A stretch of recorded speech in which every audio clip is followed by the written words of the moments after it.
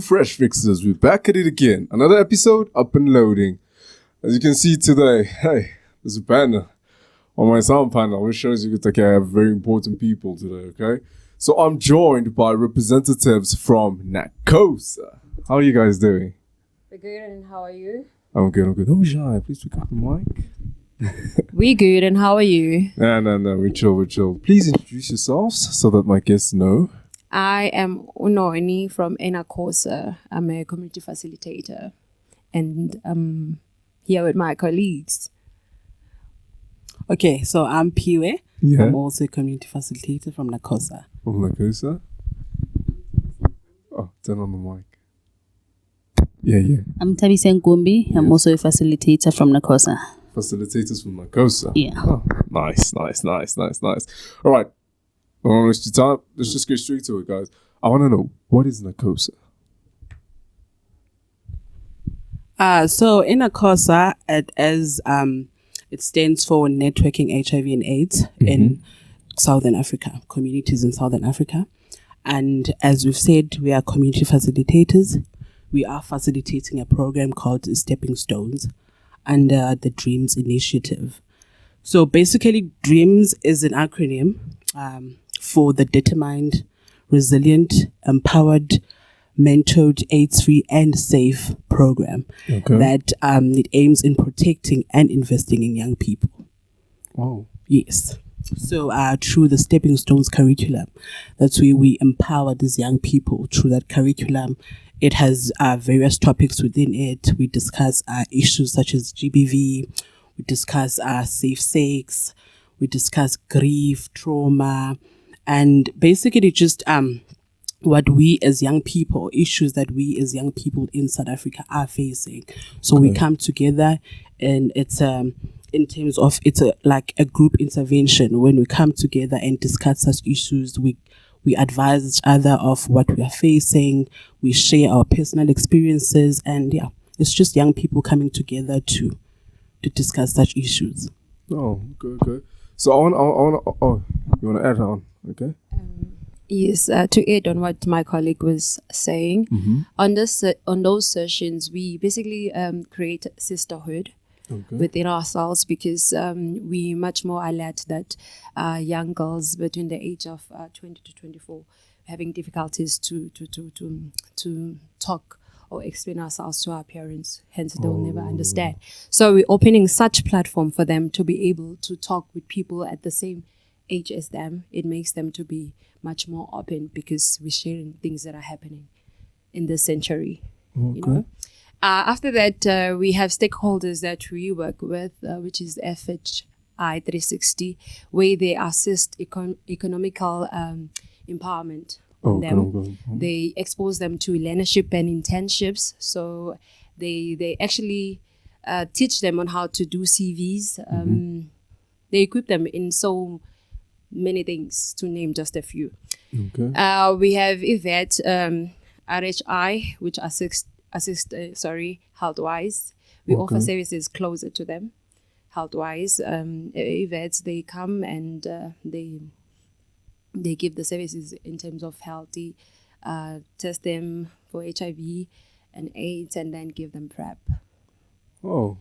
So we do bring all these facilities, closer to them, because we felt some of them, they don't feel comfortable to go to the services like clinic and hospitals, because they are mistreated, and also we just thought let's just come to them rather than them going to the facilities. Yes. All right. And all this still falls under the banner of safe spaces for young women. Yes, definitely. Oh, okay. So I wanted to inquire further, like, what drove you guys to actually like partake in this? What was the fundamental driving force behind it? Because to be honest, with what we observe, I'm a guy, but I can observe. I'm a brother of 3 sisters and everything like that.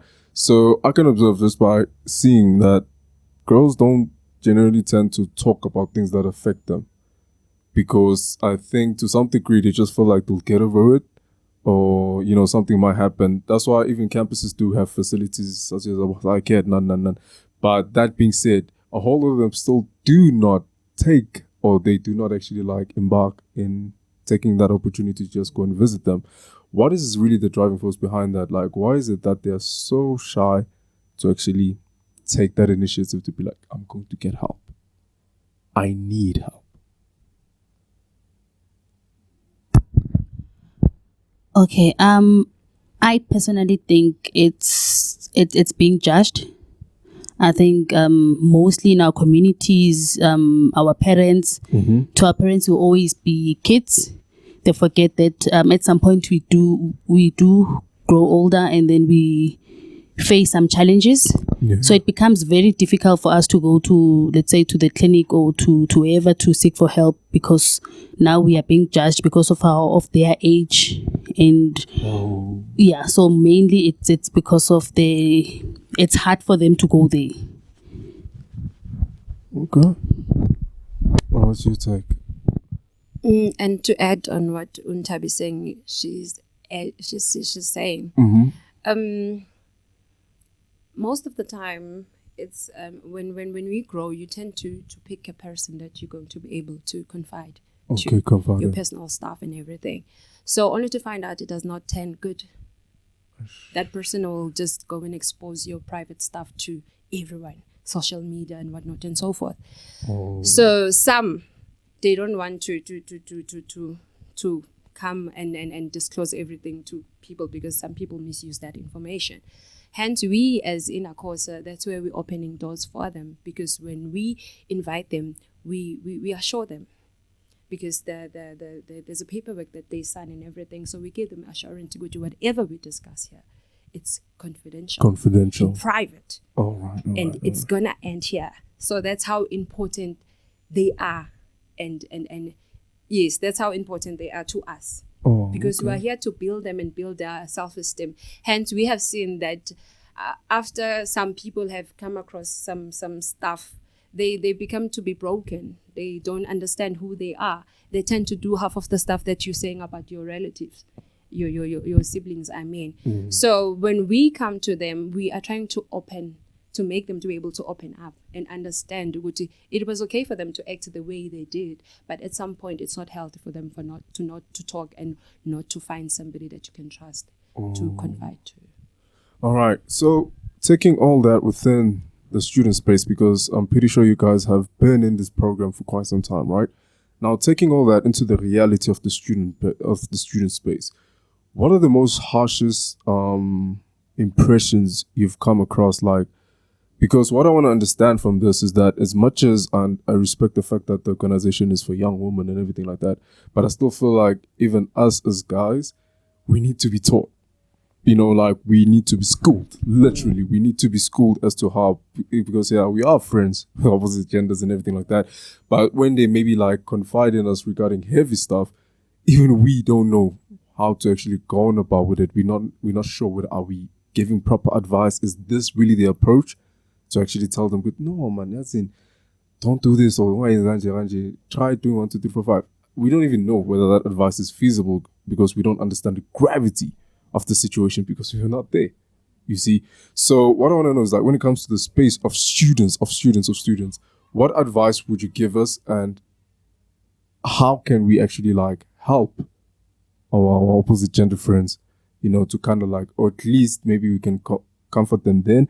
And then maybe how can we go on about advising them to actually take the initiative to come to you guys? I'm not sure if I made sense. Yeah, okay. Yeah. So, Nick, what I could say is that, we are all facing this together. Male, female, we are all in this together. And we do have a male program also for stepping stones. Just that we don't mix the groups because we're trying to create a safe space, for people to be able to open up.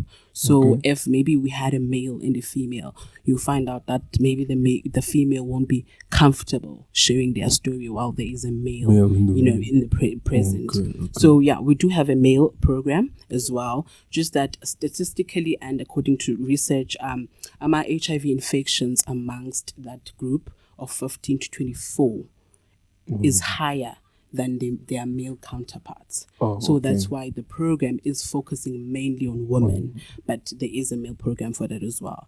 But what I would say is, let's listen to our people, let's listen to our friends, let's listen to our partners, because I think, so GBV is at the center of this high HIV infections among these young girls and women. So that's what we're trying to do. We're trying to break down that thing. We're trying to encourage young girls to stand up for themselves, because if you are in an abusive relationship, you will have a challenge of negotiating for safer sex because you're afraid of being beaten or abused by your male partner. So GBV is at the center of what we are, what we are driving here. So we're trying to encourage these young women to stand up for themselves. We're trying to skill them according to communication and relationship skills. So what we're saying is, as if you like as a partner, just encourage your woman as well. Like, listen to her. Like, let's just all get involved. We're all in this together. If you are in a abusive relationship, talk to someone, reach out to someone. It doesn't have to be us, but maybe your roommate, maybe your friend, anyone that is easily accessible to you at that time. But for us as well, we do offer services. We have a partnership with an organization called JCW, Johannesburg Child Welfare, where we refer our beneficiaries to them, of beneficiaries that have experienced physical violence or sexual violence in their lifetime, so emotional and so we refer them to those people. We refer them for counseling, we refer them for post-traumatic counseling, and depending on the situation, if there is a need for us to forcefully remove you from that situation, we will do that. We've heard cases where we had to go out there and maybe that person is living with the partner, and the partner is, we go out there, we go with the police, and we remove you from those situations. So that's why we encourage these young girls to come to our sessions to share their experiences, so that we can know what kind of services that individual requires, so that we are able to link that individual to our stakeholders. Oh, right. Well, guys, I must say this is really insightful. So, guys, I'm gonna upload their details so that anybody who needs help whatsoever can find access to them. Yeah, and this initiative is very powerful. I don't want to lie, because I feel like there's still a whole lot that must be uncovered when it comes to such situations, because not everybody just has the courage to confront them. But we really appreciate what you guys are doing for fellow sisters out there, and I really applaud you guys, and I really hope and I wish the best for you in your future endeavors. All right.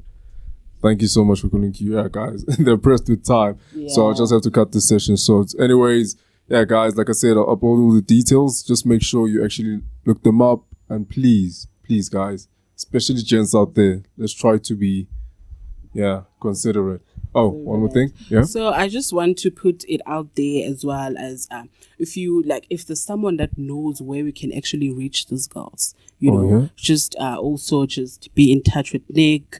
You can just, because we want to reach every girl we can as possible. As much as possible. So if you know where we can reach these girls, if you know where we can find these girls, we can also come. We just communicate. We do have a little package for people that will be able to introduce us to these girls and assist us in getting these girls. We do have a little something to discuss with that person. So reach out, guys. Reach out, guys. Thank you for pulling through that, guys. That's it from me, guys. Stay tuned.